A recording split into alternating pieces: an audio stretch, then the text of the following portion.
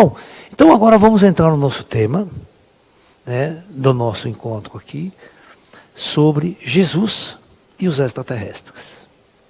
Então sempre tem uma pergunta, sempre as pessoas me perguntam, há uma discussão toda, né?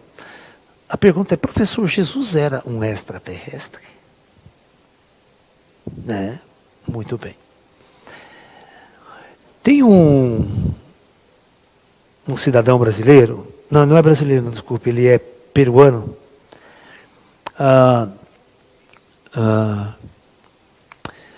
Quem conhece ufologia, já ouviu falar do Grupo Rama? Alguém de vocês já ouviu falar do Grupo Rama do Peru? Hã?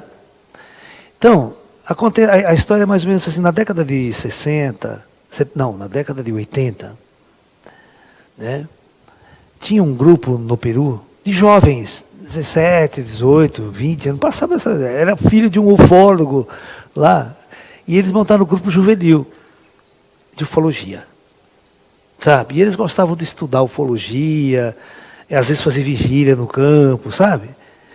A molecada. E um belo dia, eles estavam fazendo a reunião deles e resolveram, ao terminar da reunião, fazer meditação. Por quê? Se fuderam. Né? Eles começaram a fazer a meditação e um dos meninos começou a vibrar a mão e começou a escrever uma mensagem de natureza extraterrestre. Tá ok? E aí eles ficaram intrigados e perguntaram para uma entidade, a entidade estava ali se escrevendo, psicografando. Aí a entidade falou que era uma entidade extraterrestre, né, que estava ali comunicando. Aí os meninos falaram, mas você pode dar uma prova para nós, né, que você é um extraterrestre, você veio de onde? E foi falando, né? Viemos do planeta tal, de Alpha Centauro, sabe? E foi falando. Aí os meninos falaram assim, mas você pode mostrar a sua nave para nós? E a resposta veio assim, sim. Tal dia, tal hora, você esteja em tal lugar, que nós vamos mostrar a nossa nave para vocês. E o grupo foi. Não é que a porra da nave apareceu? Na hora marcada, a nave apareceu, fez evoluções do céu, eles tiraram fotografia, filmaram. O que aconteceu? No dia seguinte, foi para todos os jornais lá do Peru, a molecada com a foto, com o filme, né? Olha, tivemos contato, houve aquele bafafá todo nos jornais. Aí na semana seguinte, os jornalistas e até uma emissora de TV peruana foi participar da reunião dos moleques lá, onde ele recebia a inscrição, né? E aí o jornalista perguntou para a entidade, psicografando, né, se eles podiam também mostrar as naves para o jornalista, da mesma forma que mostraram para os meninos. E a resposta foi sim, pode ir que nós vamos mostrar a nave para todo mundo. E aí foi a vigília aquele dia, com televisão, jornalista, máquina profissional, e a nave apareceu de novo. Fez evoluções, tal, tiraram, filmaram. Você imagina o programa de televisão no dia seguinte no Peru. A repercussão foi tão grande que o jornal espanhol mandou um de seus jornalistas fazer toda essa cobertura aqui no Peru. Um cara que não entendia absolutamente nada de ufologia, mas se chamava JJ Benítez. Vocês entenderam ou não? Você sabe quem foi o JJ Benítez? Mas só que antes disso ele escreveu uns 10 livros sobre ufologia. Então, a mesma coisa, ele veio aqui, foi na reunião dos moleques, marcaram, vai lá, o Benítez cai de ponta cabeça, falando, não é possível isso. Tirar foto, filma. A partir desse dia ele se tornou um dos maiores ufólogos europeus. Né? Ele tem assim uns 10 livros escritos sobre casuística ufológica, sobre fenômenos, tal. E depois que ele escreveu Operação Cavalo de Troia, né? Que é uma ficção científica, que lá não é real, tá? Você está entendendo? É uma ficção científica, mas vendeu horrores, né? Você está entendendo? O desgraçado ficou milionário vendendo esse Cavalo de Troia, até que fez até Operação 10. né? Sabe quando você escreve 1, 2, 3, 4, está dando dinheiro, vamos fazer mais. Né? Entendeu? Então, vamos continuar onde eu quero chegar, né? Do membro desse... Então, o médium se chamava Sisto Paswell. Ele já veio em muitas conferências em Curitiba, viu? O Sisto. Inclusive, quando o Gevaerd fazia os encontros ufológicos em Curitiba, né, ele fazia um encontro só de contatados. Né, fazia assim, só contatados. Né? Então, palestrante era tudo contatado. E o Sisto vinha sempre aqui. Mas, você sabe, o Gevaerd morreu ontem, né? Ele teve um acidente na casa dele, passou uns dias no hospital e faleceu ontem. É uma perda para a ufologia brasileira, né? Muito grande, porque ele era dono da revista UFO, né? Diretor da revista UFO durante muito tempo, publicando toda a matéria em cima de ufologia, embora fosse a ufologia casuística, né? Mas era, né, tudo uma coisa importante na divulgação da ufologia. E o irmão do Sisto, que estava nesse grupo também, chamava Charlie Paswell. E ele chamava Sisto Paswell, o nome dele mesmo, da família. E esse Charlie veio para o Brasil, trabalhar no Brasil. E ele montou o grupo, e o grupo deles lá se chamava Rama, que é a mar de trás para frente. Tá? O Rama. E ele montou uma filial do grupo Rama aqui no Brasil. E eu lembro que nessa época eu tinha um espaço em São Paulo, né? Ele ia dar palestra lá, e ele era famoso, nossa, botava 300 pessoas no auditório, assim, fácil, as palestras dele. E ele montou um grupo no Brasil, Rama, que chegou a ter 10 mil seguidores, membros no grupo. E eles faziam vigílias também aqui no Brasil, sabe? E aí ele escreve um primeiro livro chamado Semeadores de Vida, falando do contato dos ETs lá, da história do Peru, toda a história dele. Aí depois ele escreve um segundo livro, presta atenção, o segundo livro, ele vai até lançar no Jô Soares, e o tema do livro é Jesus, um extraterrestre na Galileia. Tá? Mas essa história do Charles é uma história muito interessante, porque ele era casado, tá? Quantas vezes não fomos comer pizza junto em São Paulo, sabe, depois da palestra, tal, fez palestra no meu espaço, a esposa, toda a gente ali. Você não notava absolutamente nada. Cara normal. E depois de um tempo, depois eu saí de São Paulo, fechei meu espaço, aí de repente vem uma notícia, ele vai para os Estados Unidos, e ele tinha um grupo aqui no Brasil grande, tá? Fazia palestra sempre para 300, 400 pessoas, reunia o grupo dele, era uma coisa muito grande. Ele vai para os Estados Unidos, fica 6 meses nos Estados Unidos. 6 meses. Quando ele volta como Verônica. Vocês entenderam ou não? Ele volta com os seios, toda coisa, a face alterada, cabelo comprido. Ele virou 100% mulher. Isso pegou todo mundo de surpresa, de um jeito. Inclusive a própria revista UFO, o Gevaerd brigava muito com ele, porque ele falava de disco voador que via, e o Gevaerd era materialista, brigava com ele, tinha os 4 processos, né? Que o Charlie processava a revista UFO por calúnia, por difamação, uma encrenca que eles tinham lá, né? E até hoje ele é Verônica, sabe? E com esposa, com tudo, foi um choque para todo mundo. O grupo Rama do Brasil quebrou, acabou, deixou de existir. Deixou de existir. E ele hoje mora no Canadá. Claro, ele tem grupo lá no Canadá. Pode entrar na internet e procura Verônica Paswell. Agora não é mais Charlie Paswell, tem que procurar Verônica. Você vai ver, ele tem grupo lá. Por exemplo, eu sempre respeitei ele pra caramba, né? Inclusive, no primeiro livro dele, ele escreve umas coisas sobre Etemal. Foi aí que sentei junto com ele e falei, escuta aqui, Charlie, quem que falou isso pra você, cara? Eu duvido que você ouviu isso dos seus próprios ETs, do seu próprio contato. Jamais um ET falaria essa bobagem. E aí briguei com ele, falei, Charlie, pelo amor de Deus, eu tinha essa intimidade com ele, entendeu? A gente era colega, falei, Charlie, pô, para de falar esse negócio aí, vamos sentar, vamos discutir isso aí, rapaz. Minha experiência é outra, não tem que tem mal. O cara vai ser sempre para vir fuder nós aqui, caralho. Nós já estamos fudidos sem ninguém encher o nosso saco. A gente se mata sozinho, se destrói sozinho, tudo frustrado, doente mental, né? Frustrado sexual. Sabe uma inteligência avançada para ferrar mais a nossa vida? Não precisa, nós já estamos fudidos sozinhos. Né? Não é verdade?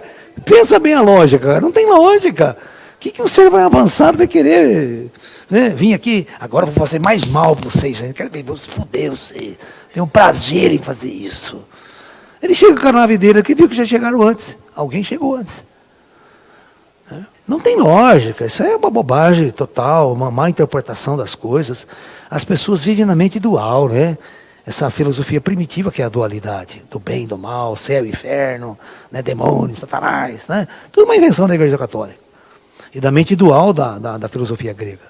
Né? Que vem lá atrás. Porque esses caras nunca tiveram filosofia própria, tá?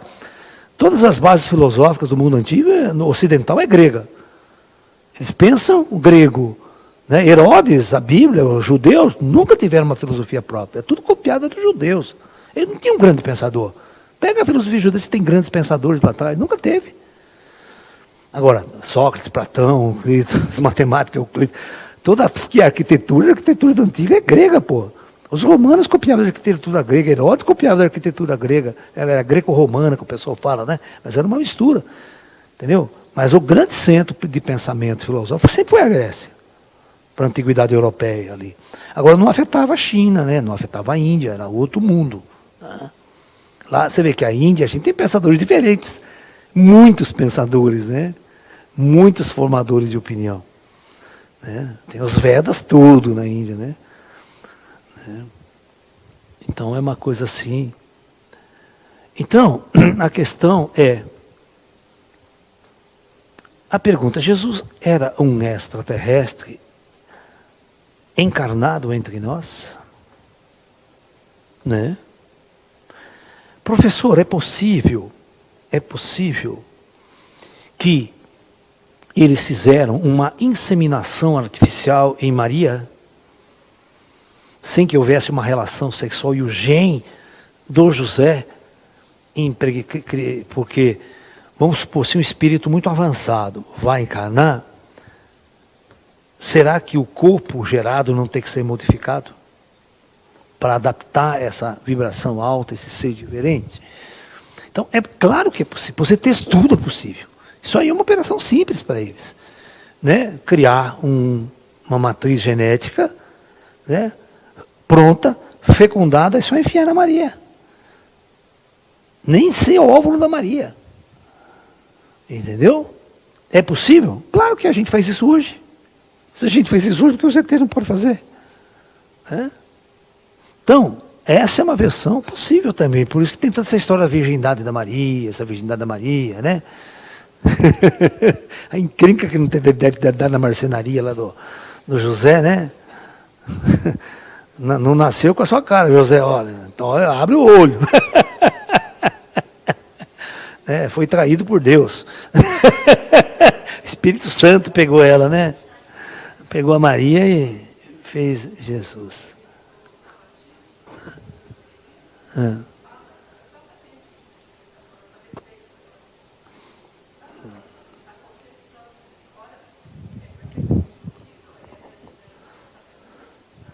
Uhum. Sim.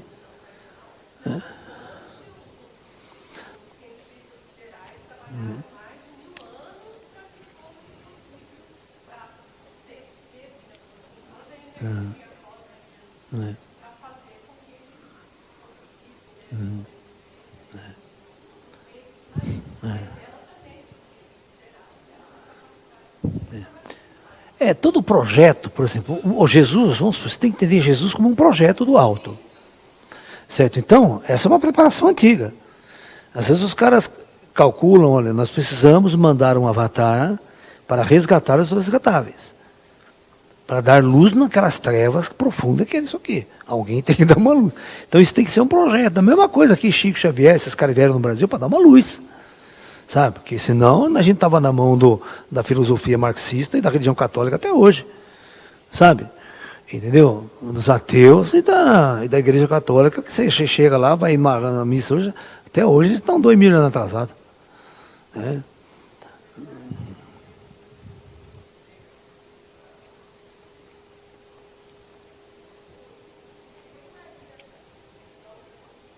Uhum.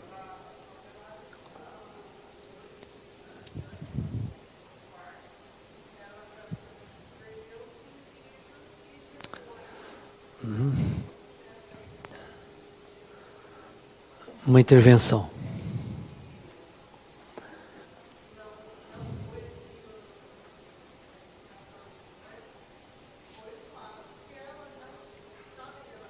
Uhum.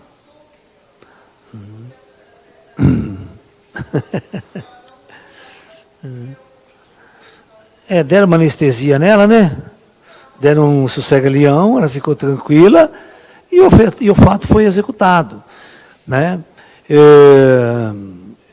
Do que eu conheço da tecnologia dos ETs, que eu vejo sempre aqui na pirâmide, né? Não tem nem, os ETs nem tocam no você. Nem toca no você, ele implanta um negócio lá e acabou. Não abre buraco, nem enfia sobre a vagina, nada. Ele materializa lá dentro. Ele bota lá dentro e acabou. Certo? Claro, como é que você vai há 2000 anos explicar para as pessoas que é uma puta tecnologia avançada, que é o ZT, inteligência, etc. Não, tem que falar que é o Espírito Santo, né? Não tem outra explicação. Deus mandou o Espírito Santo, né? É mais fácil, né? Manda o anjo Gabriel lá anunciar, fala assim, anuncia ela para Maria que o bicho vai pegar, né?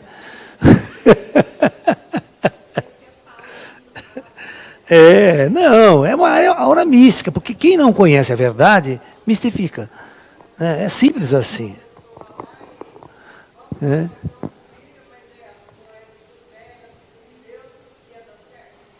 É o que eu falei para você, a marcenaria do José lá ia ficar falado da marcenaria.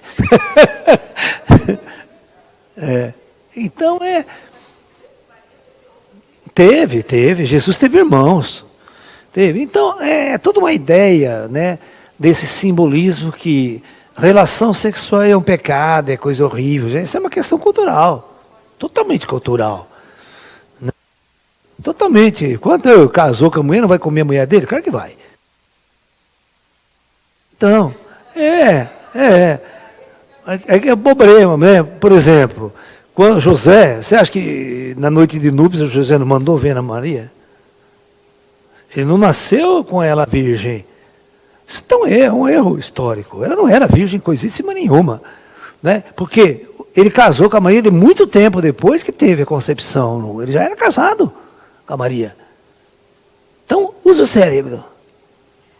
Eu caso, não tenho nada a ver com Jesus, não sei com Deus, não sei porra nenhuma, sou apenas uma pessoa comum, casei, fui no casamento, a primeira coisa é comer a Maria na noite de núpcias. Isso é normal, certo? Todo mundo faz isso e não é pecado. Né? Então a Maria, teoricamente, ela não pode ser virgem, não tem como ser virgem. Virgem é uma ideia. Né, de que é pura, ai, ninguém tocou por isso. Cadê bosta, né, sabe? Por divino não tem nada a ver isso aí. Isso é uma coisa cultural. Totalmente cultural. Sabe? Né?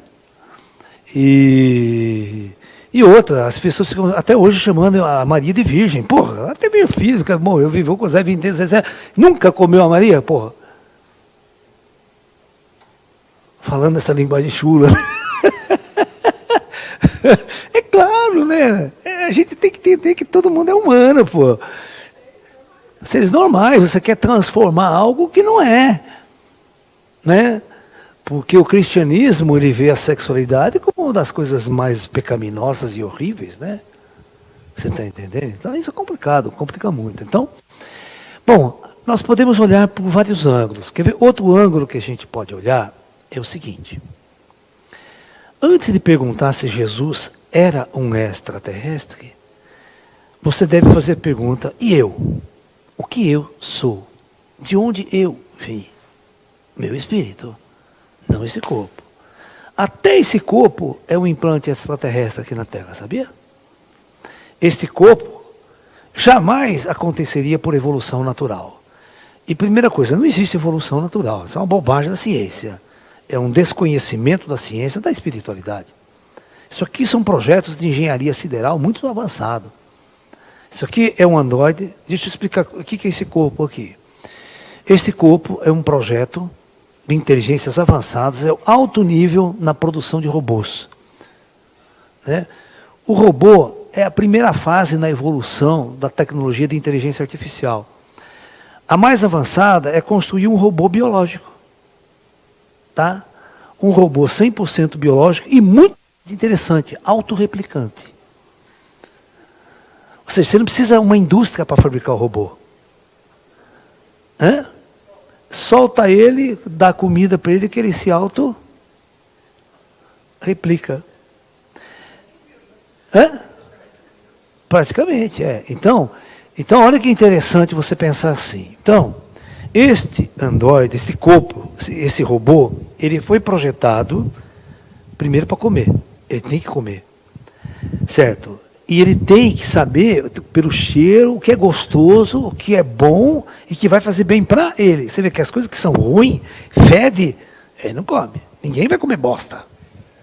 Se pensar bosta, até que é bom para a saúde, né? Uma bosta. Buda viveu 6 anos comendo bosta e não morreu. É sério, a história do Buda é essa, sério. Essa é a história do Buda mesmo. Eu não invento. Eu sou que nem o cara, eu não invento, eu não aumento, mas eu não invento. Eu aumento, mas não invento, né?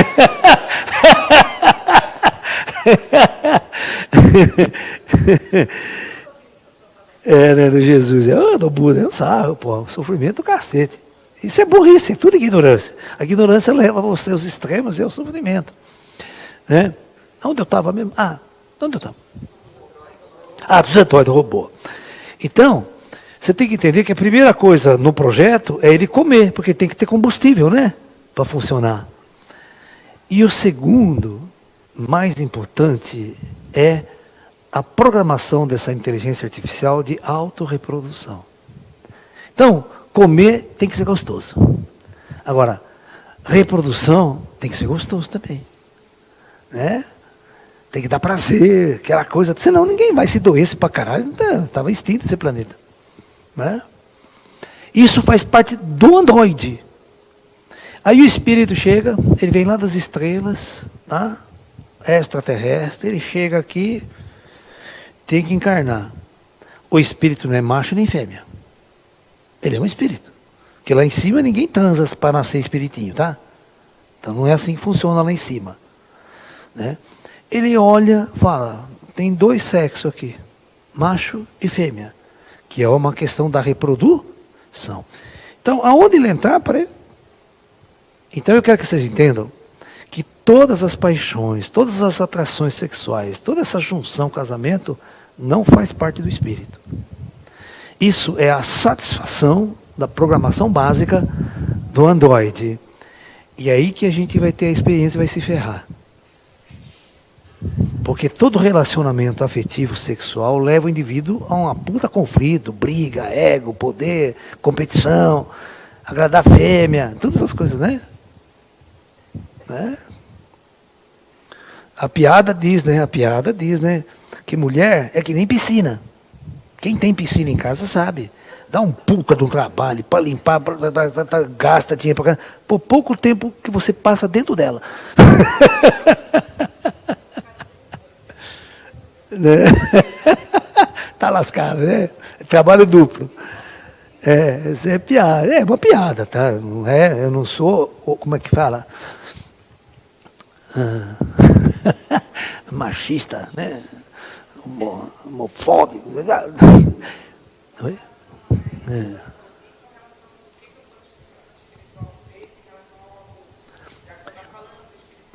Então, cara, eu prefiro não tocar no assunto. Eu vou explicar para vocês. Vocês não estão prontos para isso ainda, tá? Os caras não deixam eu falar. Não é contra, certo? Eu também sou praticamente contra. Vai agora, né? Só aquela questão. Eu sou a favor de quando uma menina é estuprada, tal. Tudo bem. Por quê? Não tem espírito ali. Essa aqui é uma máquina. É um robô autorreplicante. Então, quando ele ficou grávido, é um robô que está saindo aqui. É uma roupa sendo fabricada. O espírito não conectou ainda. Tá? Só que aquela vez tem muita fila lá no astral, precisando entrar para viver essa experiência. Então qualquer gravidez eles aproveitam. Mas isso não significa que você não pode ter o direito de abortar.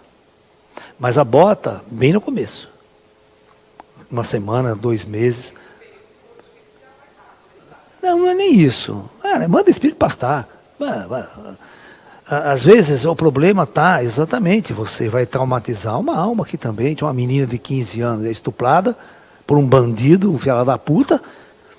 Que tipo de amor essa criança vai receber? Que tipo de trauma ela vai viver? Então, certamente, se isso acontecer, vai entrar um espírito filha da puta ali. Porque é o que você atraiu. É toda aquela condição de energia ruim, de ódio, de sofrimento, não vai atrair o espírito de luz. É um espírito kármico, é uma experiência kármica. Então, se você permite, né, eu acho que nesse ponto é lei. Né, a sociedade está chegando nesse ponto, não, vamos fazer o aborto. Né? Então, a primeira coisa que a mulher e o homem têm que ter é responsabilidade. Por exemplo, eu fiz vasectomia. Eu fiz vasectomia com 28 anos. Eu não quero ter filho, eu decidi que eu não quero ter filho. Então, só para lazer. Né? Ou seja, isso é responsabilidade. Eu não vou colocar um filho e depois não vou cuidar dele. Vou abandonar, vou jogar. Ou se fosse um cachorro. Não faço isso com os gatos, cara. Nem com os gatos. Eu vejo o gato abandonando, pego e levo para casa. Né? Eu tenho filho pra caramba. Dá mais gasto que filho que gente. Certos aspectos. Mas é o amor que a gente tem. Então, isso pode ser discutido. Tá? Até o plano astral aborta. Você sabia que o plano astral aborta? Tem um caso interessante de uma amiga, de um médico, 2 médicos, marido e mulher, os 2 pediatras. Né? Moram aqui em Pouso Alegre, eles moram. Daí pode dar esse relato para vocês, que ele vier aqui. Sempre está aqui. Ele e os amigos dele, ginecologista, né? Mas ele fazia todo o pré-natal, babapá. Ele nunca perdeu uma criança. Ele falou assim, olha, Maria, eu nunca perdi uma criança na minha vida. Eu ajudava os meus amigos lá, fazer parto, tudo, tal, no hospital, né? Não. Aí minha mulher ficou grávida. Nossa, imagine todos os amigos médicos cuidando, né? Pré-natal, é isso, aquela toda. Chegou na hora da criança nascer, deu uma bobeira, essa criança nasce morta. Você imagina o desespero dela e da família dos pais. Falou, o que eu mereci para vocês, o que eu mereci. Ó, isso passou nos 18 anos dessa história, até que eles me conheceram. Tá? Aí eles chegaram para mim, olha, contou essa história. Olha, eu tenho um filho hoje, está com 18 anos, tal, assim, assado, mas esse não foi o primeiro filho, né? Esse é o segundo, porque no primeiro aconteceu isso, Laércio. Você tem como você ver para a gente o porquê que aconteceu isso? E aonde está esse filho meu, esse espírito que ia nascer? Eu falei, tá bom, dá um tempo para mim fazer essa pesquisa, que eu preciso consultar os meus amigos, né? Então passou um tempo, os meus amigos, eu perguntava, ó, vê esse caso para mim aqui, né? Tá, eles foram investigar e voltou. Chegou assim e falou assim para mim, olha, Laércio, pode avisar esse casal que esse filho que está com ela, hoje com 18 anos, é o mesmo. Aconteceu o seguinte, aconteceu um pepino, um problema lá, né, na hora do parto, que é bobeira dos médicos, que eles deviam ter feito antes o negócio, não fizeram, eles atrasaram, aí a oxigenação do cérebro pifou, e aquele espírito não tinha esse karma. Ia nascer com sequelas nervosas horríveis, ia ficar, né? Então o plano astral abortou a encarnação. Ele abortou e deixou o feto morrer e o espírito saiu fora. Falou, não, você não tem esse karma, você não vai entrar aí agora. Vamos esperar. E ele esperou e a próxima gravidez, ele voltou. Era o mesmo. Essa era a dúvida dela. Falei, fica tranquilo que houve esse problema, os espíritos disseram que houve esse problema, mas o espírito é o mesmo que estava em seu filho aí. Já estava preparado para nascer com seu filho e voltou. Esperou a segunda chance. Então acontece isso. Agora, vamos fazer a discussão. Todos vocês que acompanham o meu trabalho, né, sabem que eu tenho falado ultimamente uma coisa que pouca gente sabe. Mas agora tem alguns esotéricos replicando o que eu tenho falado. Já outros já estão falando. Já acho que assistiram minhas palestras, né? Que 86% de todas as almas encarnadas hoje aqui no planeta Terra está na primeira encarnação desse planeta. Na primeira. Então significa 7 bilhões de almas. Isso significa que nós sofremos uma grande invasão extraterrestre, mas de um jeito diferente. Não é descer numa nave. Eles entraram conosco aqui. E a pergunta é, se está na primeira encarnação, antes você estava onde? Olha a pergunta. Em outro lugar. Segunda pergunta, como é que você chegou aqui na Terra? Quem te trouxe aqui? Em que projeto planetário, em que estrela você estava na galáxia antes de vir para cá? E como foi o seu transporte? Como foi toda essa organização? Quem decidiu como, quando e de que forma você chegaria na Terra para viver essa experiência? Quem decidiu tudo isso? Isso é um projeto muito organizado. Para chegar, olha, eu fiz um cálculo, tem que chegar 280 milhões de pessoas por ano. Imagine você construir casas e abrigos no astral para 280 milhões por ano, nos últimos 50 anos. Isso significa cerca de 80 mil pessoas por dia encarnando na Terra. De espíritos novos, de excedente. Então a logística para isso é muito grande. Tá ok? Você vê que há uns 15 dias atrás a gente bateu os 8 bilhões, né? Os 8 bilhões. Só que nos últimos 50 anos chegaram 4 bilhões de almas. Em 50 anos. A Terra demorou 10 mil anos para atingir 1 bilhão. Então, no final, agora veio todo mundo de uma vez. Né? Aí tem que abrir vaga, e a moerada tem que dar para todo mundo. Né? Vocês estão entendendo o que eu quero dizer, né? Porque como é que os espíritos podem chegar em massa se a mulherada não transar em massa também? Ficar fazendo frescura, né? Daí não tem vaga. Né? Então...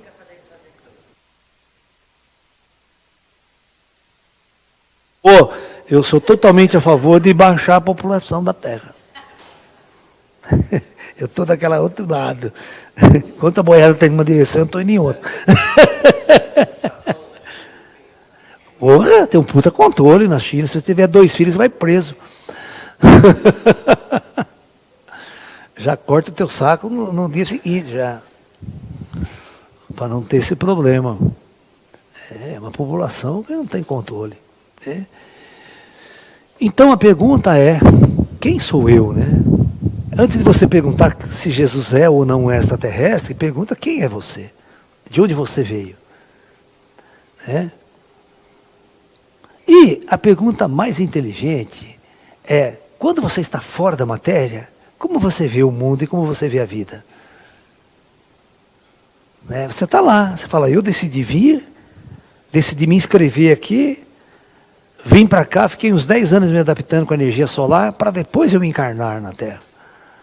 E tem que ter todo um projeto, que família você vai encarnar, que cidade, que lugar, vai nascer pobre, vai nascer rico, vai nascer feio pra caralho, corintiano, tudo isso aí tem. Faz parte da lista kármica. Né? As coisas não acontecem por acaso. Então, todos nós que estamos neste mundo, somos espíritos oriundos das estrelas. Nenhum espírito foi gerado aqui na Terra.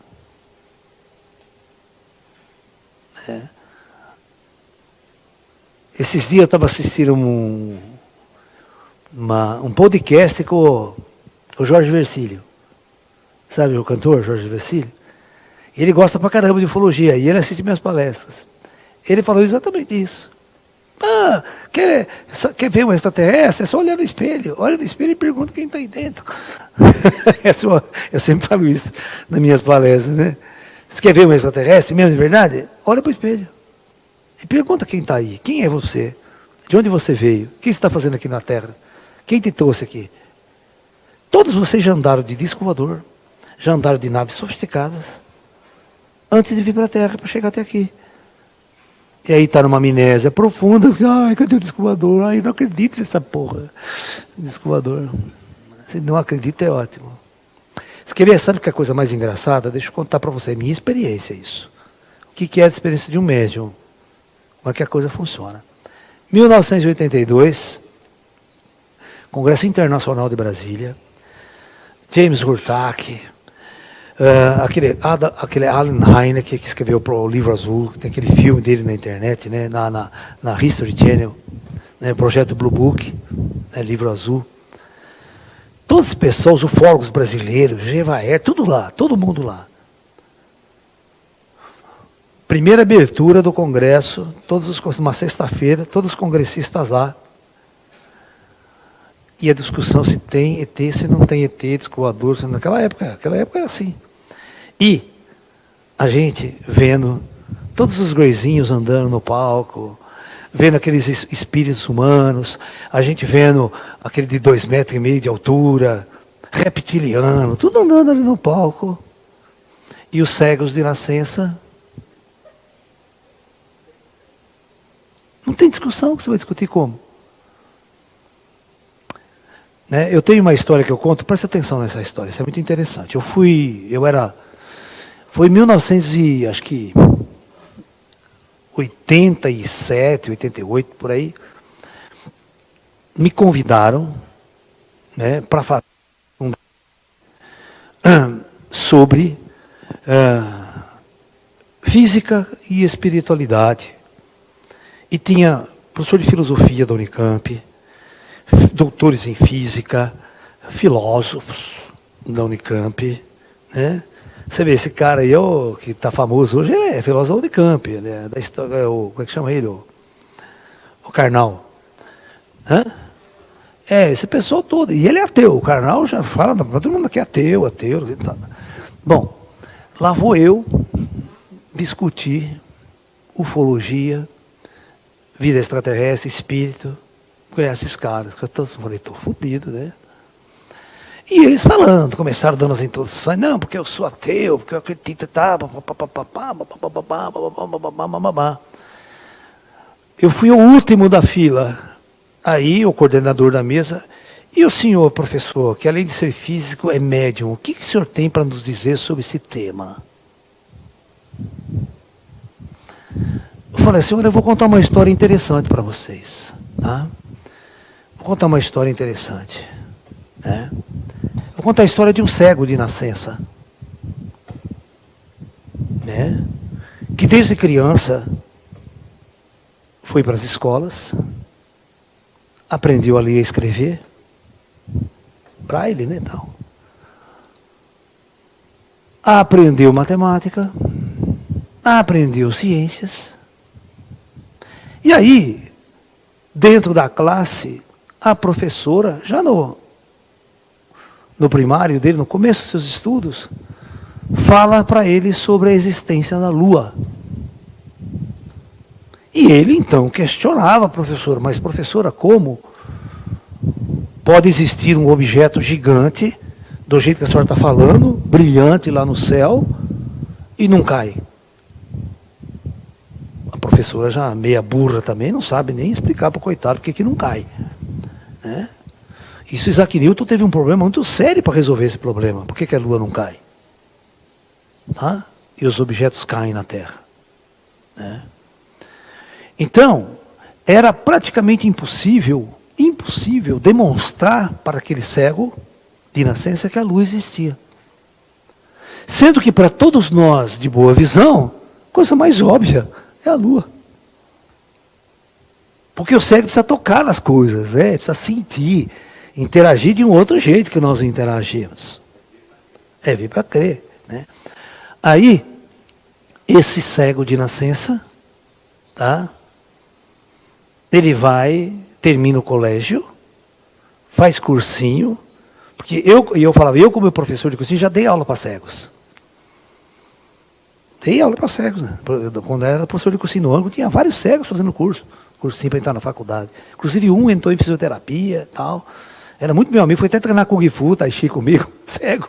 Era mó barato. Né? Isso aí não é nada. Tem um rapaz de Florianópolis, ele tem uns 28 anos.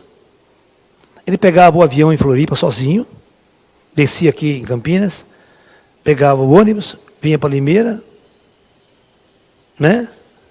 E vinha aqui. Sozinho ele fazia isso. Era cego. Cego. Vinha sozinho para cá. E fez o curso de Tai Chi conosco, fez um monte de curso aqui com a gente. Você lembra dele, né? Quem que é? Você não chegou a conhecer? Ah, gente boa pra caramba, menino. Né? Inteligente pra caramba. Viu? Ele é mestre em informática. Fez faculdade, tudo, computador, ele manja tudo. Tá? É. Hã? Se ele tem canal no YouTube, agora eu não lembro se ele tem canal no YouTube, eu não lembro se ele tem. Eu vou perguntar, depois a Arielle conhece, ele sabe e tal, o nome dele, esqueci até o nome dele agora, que faça tanta gente aqui, né? É. E continuando essa história, aí esse menino foi fazer faculdade de filosofia. Terminou a faculdade, foi fazer mestrado em filosofia.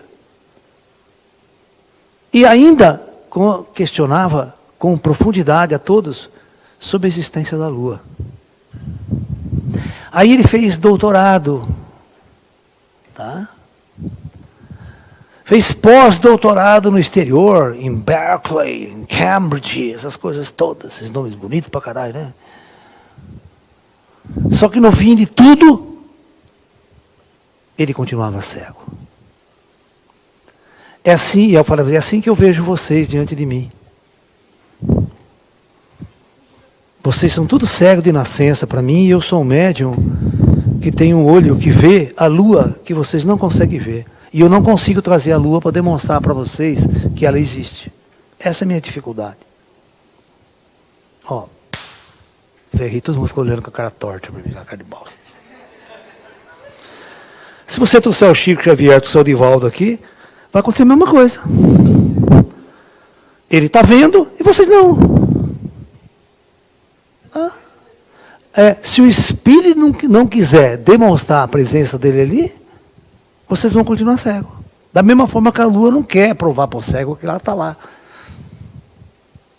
Vocês estão vendo a dificuldade que um cego tem de nascença em entender a espiritualidade em sua totalidade?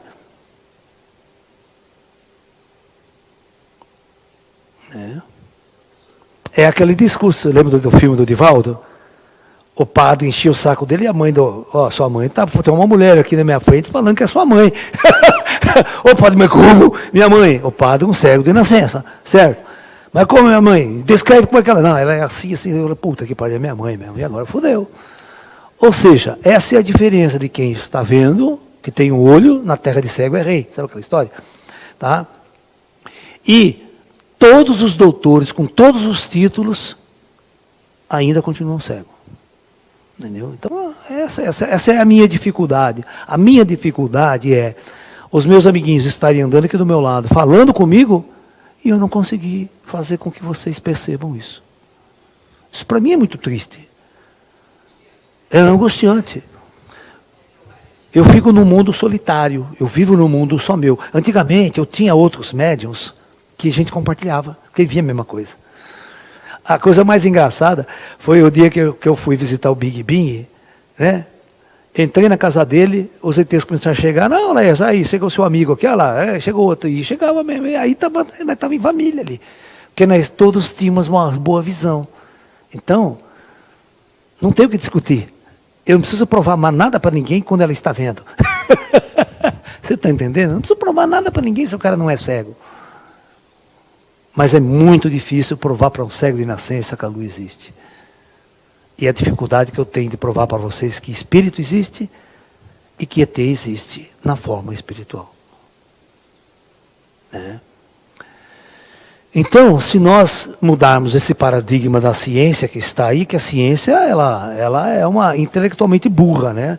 Ela cria um monte de teorias matemáticas, intelectuais e palavras bonitas para falar um monte de merda, né? A psicologia fez isso, o Jung fez isso quando cria a teoria do inconsciente coletivo, a puta porra, para não aceitar, simplesmente não aceitar a vida após a morte. Porque os fenômenos estavam ali, ele pegava uma criança de 7, 8 anos de idade que incorporava, falava outras línguas.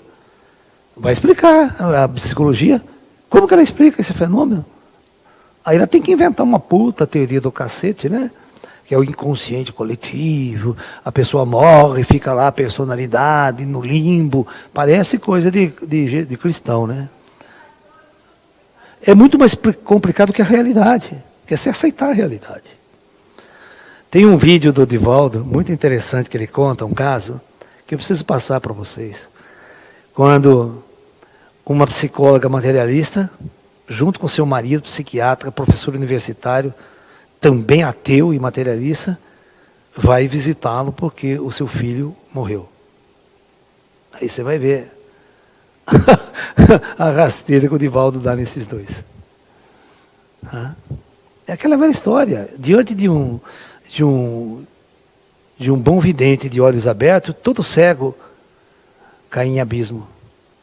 Quando você é cego e não enxerga por onde você anda, você vai cair no abismo. Com certeza. Essas são palavras de Jesus, né? Quando um cego guia outro cego, ambos caem no abismo. Né? É o problema de pastores, né? Padres. Eles têm muito boas intenções. Mas a gente sempre fala de boa intenção, o inferno está cheio. Né? Ou seja, não adianta você ter boa intenção e não ter sabedoria. Não ter uma capacidade de perceber a realidade que está oculta ao outro lado. Né? Então é um questionamento importante. Então, quando alguém da ciência vier questionar vocês sobre isso, conta essa história do Laércio. Você vai ver como é que a coisa, eles vão dar com o burro na água. Né?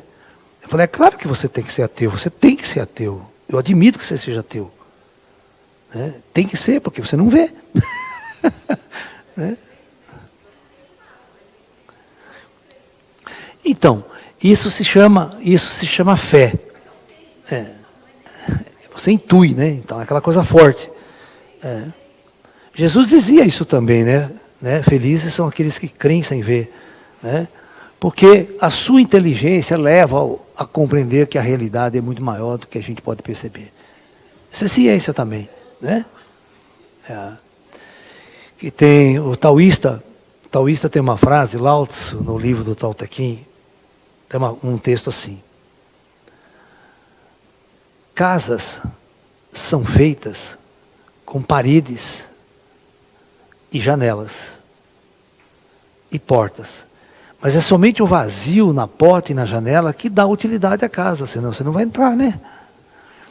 Ele fala, um oleiro, né, constrói seu vaso de argila, tal, mas é o vazio dentro do vaso que dá utilidade ao vaso. E aí, naquela época, ele vai dar exemplo da época, né? Tinha o ferreiro, né? O ferreiro tinha o fole. Sabe o fole que você aciona para aumentar a chama? Falava assim, o fole, né, embora vazio por dentro, oferece força para o ferreiro construir isso. E então ele fala assim, embora as coisas materiais pareçam ser as principais, mas as invisíveis é que dá o complemento e a utilidade às coisas físicas. 600 anos antes de Cristo. Ele já percebendo que a capacidade de percepção do invisível que o ser humano tem é muito grande. Isso faz com que ele vive nas trevas, fique nas trevas. E o seu conhecimento pode ir até um ponto. Estagna. Aí estagna. Os filósofos, os cientistas estão todos estagnados. Porque têm os seus olhos fechados. Porque ciência é percepção. É percepção da realidade. Se você não percebe a realidade, estagnou, você fica ali. Né? No nível de capacidade de você interagir com o mundo. Né? Então é isso. Então como é que eu vou chegar lá em Brasília Não, o pior não é isso. E o dia que a gente foi fazer uma vigília ufológica com todos esses cientistas, lá em Brasília? Num sábado à noite, né, o James Hurtak falou para o general Ochoa, que era o coordenador do Congresso, falou, olha, me arrume um local para a gente fazer uma vigília ufológica noturna. E convida só os conferencistas e seus companheiros, seus parceiros, né, mulher, esposa, família, para ir junto. Olha, cara, tinha 80 pessoas nesse dia. E eu fui, porque eu também era conferencista, e eu levei, né, um outro médium que estava comigo e um capitão do exército de Campinas que não largava do meu pé. Onde eu ia, ele ia junto. Esse que faleceu, o Barbosa, capitão Barbosa. Né? Aí, e vamos lá, fazer um puta circo, cantava mantas, cara, máquina fotográfica, filmador, levaram tudo, né, e tal. E eu nunca tive, eu vou contar a história, é verdade, nessa época eu era tão perrengue, né, que eu não tinha dinheiro nem para comprar máquina fotográfica, eu não tinha máquina fotográfica. Nós ia na fé e na coragem. Né? Eu já falei para você que na abertura do congresso tinha um monte de ET, tudo lá, né? Então, só que eu estava com esse meu amigo sensitivo que via, né, até muito mais do que eu. Começamos as vibrações, 15 minutos de vibração, os espíritos se aproximam, os ETs se aproximam, várias raças, tudo ali em volta da gente, em espírito. Ok? Isso é muito importante frisar. Aí, olha a cena, termina e ficou fazendo 1 hora ele cantando mantra, vibração, e respiração, e exercício, para depois ele liberar, agora ele fala assim, agora você pega suas máquinas fotográficas, né, pega seus filmadores, que algo possa acontecer, não sei o que, fizemos o chamado, fizemos a invocação dos extraterrestres. Né? Então todo mundo, olha a cena, máquina fotográfica, todo mundo olhando para o céu, estava estrelado, bonito, sabe? Olhando, era mês de maio, todo mundo com máquina filmadora, olhando para cima. De repente, o meu amigo alertou, o Gilson falou, olha lá os gurizinhos, olha lá. Estava todo mundo assim, os gurizinhos, ó. O bando olhando para cima também. Juro por Deus. Aí, eu dei risada, demos risada pra caramba, né? Aí, presta atenção, um gurizinho chega assim, eu não percebo, ele puxa minha calça assim, porque ele é pequenininho assim, ó. Ele puxou minha calça assim, eu olhei para ele e falou assim para mim, Laércio, fala para eles que nós não estamos lá no céu. Fala para eles que nós estamos aqui entre vós. Eu olhei para o gurizinho, eu não, fala você. Então é que eu vou falar. Ele deu risada, né? Porque ele pediu uma coisa para eu fazer e eu não fiz. Falei, não, vou fazer sola besta. Ah, tá lá o James Hurtak, Heineken, puta, cara fudido, né? E eu era um bosta, eu era um moleque. Vocês estão me entendendo? Era 82 isso daí. Entendeu? Eu era um mero desconhecido. Imagine eu chegar lá e falar, ó, vocês estão tudo enganados, vocês estão tudo aqui, ó. Cara que os caras iam olhar para mim, fala para mim. Pô, quem é você que está falando isso aqui? Pô, né, vai estragar nossa vigília aqui, né? Estamos esperando o esquadrão aparecer. E aquela velha história, quem vai acreditar em mim? Quem vai acreditar em mim? Então, eu, como um físico de bom senso, eu falei, fala não, fala você. Materializa e fala para eles. Eu fiz isso com eles. Eu dei uma dura neles também. Eu sempre tenho a liberdade de brincar com eles, a gente brinca muito, né? E eu falei para ele, você quer que eu vou me meter numa fria dessa, cara?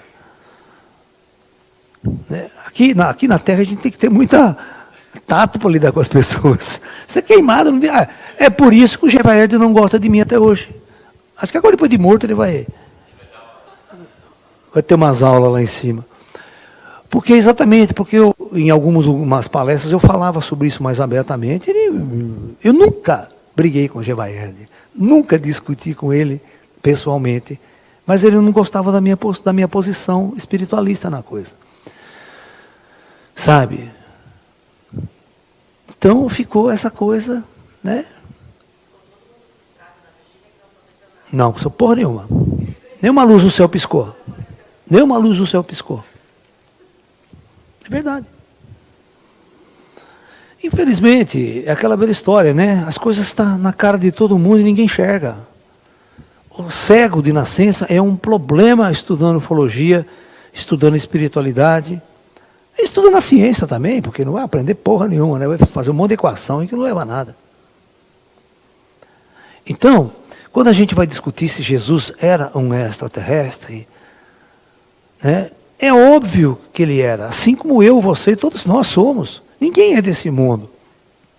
E é óbvio, quando o plano astral superior planeja uma intervenção, ele vai escolher um espírito, pelo menos inteligente, de alto nível lá, né? Para encarnar e não esquecer. A lei do esquecimento. Então, o médium, ele começa a lembrar, tem a visão aberta, como o Chico Xavier. Vocês viram o filme do Chico, né? Que a mãe dele morreu, mas a mãe dele ficou mais de anos conversando com ele, todo dia à tarde. Então ele não sentia essa morte da mãe. A mãe vinha assim, conversar com ele. Então, é diferente. Eu tenho uma amiga que há 2 anos atrás, 1 ano e meio, ela perdeu o pai e a mãe de Covid. Filha única.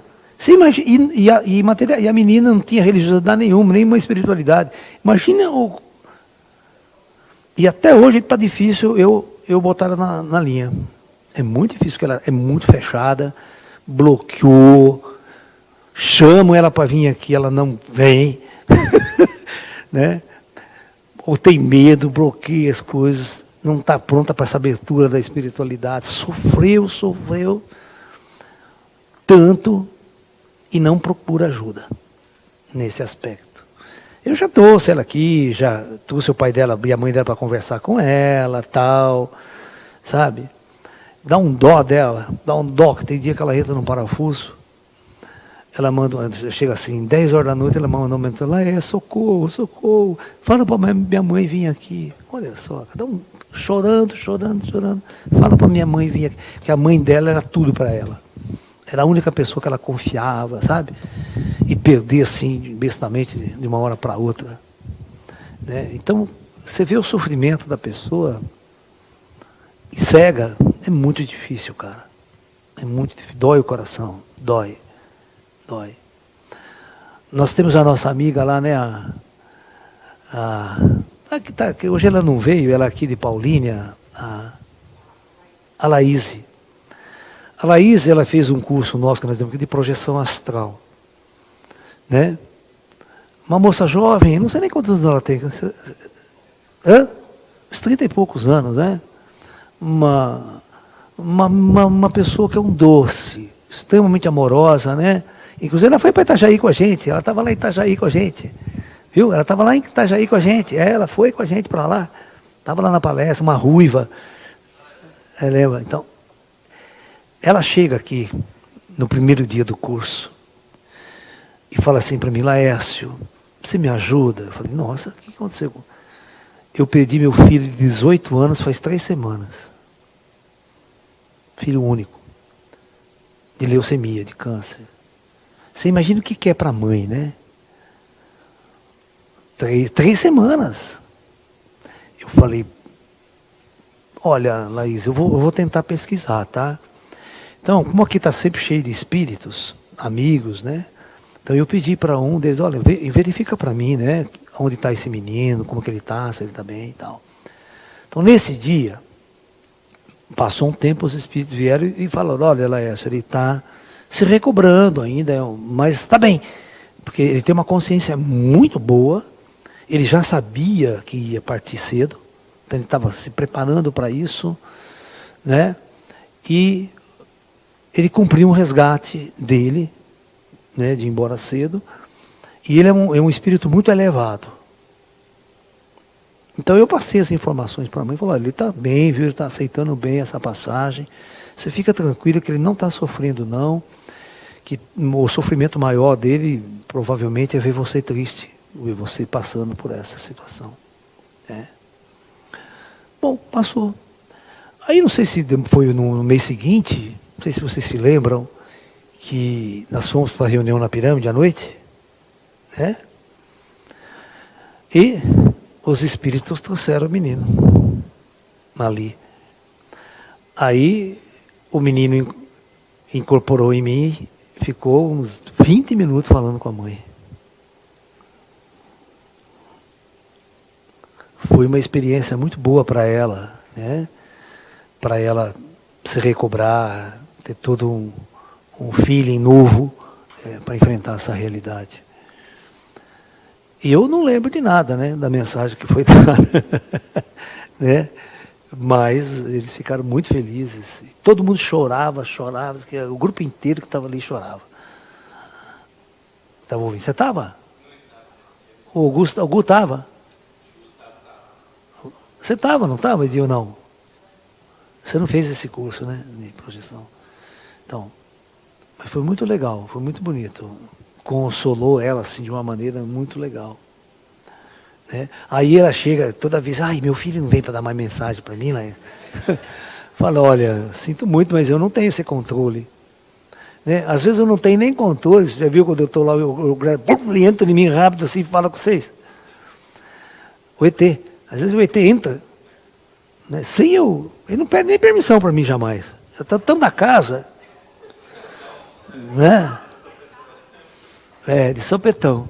Várias vezes eu estava conversando assim no grupo ali, não, porque daqui a pouco começa a falar. Ele entra com tudo. E eu sou pego de surpresa. Tem cenas interessantes que acontecem aqui. No penúltimo encontrão, não foi no último não, no anterior, veio um casal de muito longe, acho que lá de Goiânia, aqueles lados seus lá também. Veio um casal aqui. E eu estava na palestra, dei a palestra, acabou a palestra, eles vieram falar comigo. E ela chorava, a mulher chorava. Eu falei, Laércio, você pode pedir uma informação para mim do meu pai? Eu falei, não, o que aconteceu com o teu pai? Ai, faz 4 anos que o meu pai partiu. Mas eu fiquei tão chateada que eu não pude ajudar porque ele morreu na rua. Tem um ataque, ele caiu na rua, passou mal e caiu na rua e morreu. E ficou todo aquele problema, né? Chama, ninguém ajuda. E ela sentiu muito que ela não estava presente para cuidar do pai dela, acudir o pai dela, né? E ela amava demais o pai. Uma gente boa, uma pessoa maravilhosa, que era assim, o braço direito dela, né? E aí, ela perguntou assim, olha, Laércio, eu vou me casar daqui 15 dias. Quando a noiva dela estava ali, né? E a coisa que eu mais queria na minha vida é que se meu pai sabe que eu vou me casar, né? As pessoas têm uma ignorância espiritual muito grande, né? Você acha que o pai não vai saber que ela vai se casar? Faz 4 anos que morreu, pô. O espírito já está muito acordado do outro lado. Aí, olha que interessante. E sempre tem um monte de espíritos à minha volta, que são meus colaboradores, né? E o espírito ouvindo a conversa, né? Aí ele cutucou eu assim para mim. Ele fala assim, pede o nome dele, né? O espírito. Eu falei assim, qual que é o nome do seu pai direitinho? A cidade onde ele morava direitinho, tal, onde ele morreu. Aí o espírito falou para mim, ó, aí, eu vou atrás. Eu vou pedir informação. E se puder, eu vou trazer ele. O espírito falou para mim. Aí eu falei para ela, olha, eles foram atrás do seu pai e prometeram, se tiver tudo certo, ele vai trazer seu pai aqui. ela teve um choque, né? Bom, aí estava organizando todo o círculo de luz lá, sabe? Aí ela entra na segunda roda. Mas aí a gente sabe, eu sei também, né? Que o pessoal passa e vai indo embora, né? Vai indo embora. Eu falei assim, e o pai dela chegou ali. E ficou do meu lado, pedindo para eu falar para a filha dele, né? Que ele estava ali, assim, assado. E ele falou um monte de coisa para mim. Aí você viu, não sei se você se lembra que eu entrei dentro da roda, na hora da energização, cheguei no ouvido dela, falei assim, olha meu bem, o seu pai está aqui, ele veio te visitar e falou para mim o seguinte, que jamais ele perderia o seu casamento. Por nada nesse mundo ele perderia. Ele vai estar lá do seu lado, na igreja, e toda a festa ele vai estar do seu lado, não vai abandonar você. Pode ficar tranquila que ele não só sabe que você vai se casar, quando ele vai estar lá.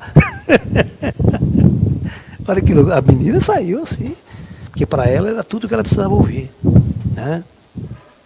Então, essas coisas são as coisas do espírito. A gente só está aqui para servir e ajudar as pessoas na medida do possível.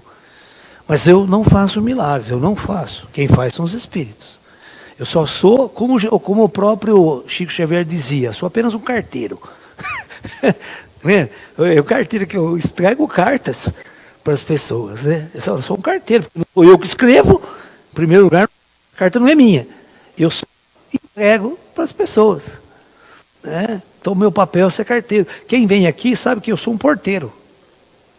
Quando eu fico lá, entra uma turma, entra outra, entra a turma, terminou o trabalho, pode sair essa turma. Eu sou um porteiro, só fico lá, organizando essa coisa. E quem trabalha são os ETs, são os espíritos. Eles que decidem quem tem karma, quem não tem, quem pode ser curado, quem não pode. Sabe? Eu não tenho poder nenhum, por isso que todo esse trabalho de círculo de luz não depende de médium para ser executado. Eu falei assim, olha, eu quero fazer um trabalho que não depende de médium, porque o dia que eu morrer, vai continuar o trabalho aí. Não é que nem o João de Deus, morreu, acabou tudo, fechou a cidade. Né? Não é verdade? Tudo acontecia por causa dele. Não. 99% acontece sem a presença do médium. As pessoas estão sendo curadas ali, antes de passar na frente dele e fazer qualquer coisa. Né?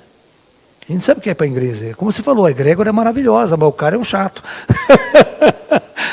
Então, por isso, o plano espiritual é aquela coisa, existe o livre-arbítrio. Quando você começa a fazer um projeto, você não sabe o comportamento daquele médium. Ele pode se tornar um santo, né, e fazer um trabalho maravilhoso lá na frente, certo? E também pode desandar. E no caso do João de Deus, desandou. E, né, aí desandou e o plano espiritual já tinha tudo armado, né? E servia as pessoas, independente do caráter do cara. Ou não. Né? É mais ou menos por aí esse aspecto da coisa. Então, nós vamos continuando discutindo essa coisa do Jesus. E depois nós vamos falar de onde Jesus veio, né? Na parte da tarde. Ele veio de onde? Qual planeta Jesus veio? Com? Né?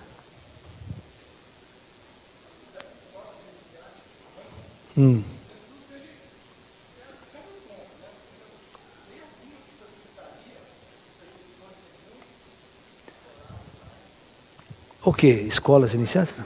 Sim.